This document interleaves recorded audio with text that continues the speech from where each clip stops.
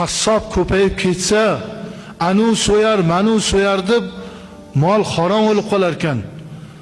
Jon berayotgan molni anu qassob ko'payib ketib qolsa. Chala mulla ham ko'payib ketdi.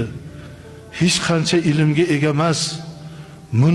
Munaqa deb o'zidan o'zi hukm chiqazib, din ilmi Tinch okeani bor-u, o'shandan ham ko'p din ilmini yetuk o'qib, chuqur tushunmaguncha din diyonatdan fatvo berib, bir narsalarni gapirib yorishlik mumkin emas.